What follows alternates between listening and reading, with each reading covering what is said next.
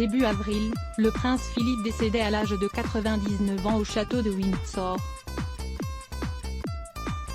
Une disparition qui a plongé le royaume dans une profonde tristesse, à commencer par son épouse, la reine d'Angleterre. Alors que les téléspectateurs du monde entier ont pu suivre les obsèques du duc d'Édimbourg, samedi 17 avril, Elisabeth II a pu recevoir le soutien de plusieurs dirigeants, notamment Emmanuel Macron.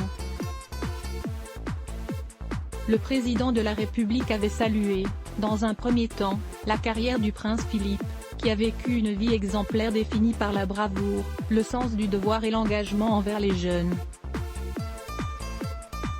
Dans une seconde prise de parole, il a indiqué qu'il était familier de notre pays pour y avoir vécu dans sa jeunesse et pour y être venu souvent en déplacement, jusqu'en 2014, à l'occasion du 70e anniversaire du débarquement en Normandie, a fait savoir le chef de l'État dans un communiqué. En plus de ces quelques mots, Brigitte Macron s'est jointe à son mari pour co-signer une lettre de condoléances adressée à la souveraine, comme l'a indiqué Gala, qui a contacté le cabinet de la première dame.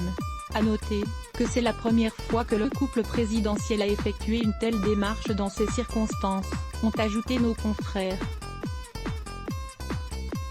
Bien évidemment, le contenu de cette missive restera secret, mais ce dont on peut être sûr, c'est que le geste et les mots qu'ont couchés sur papier les époux Macron ont su toucher la mère du prince Charles.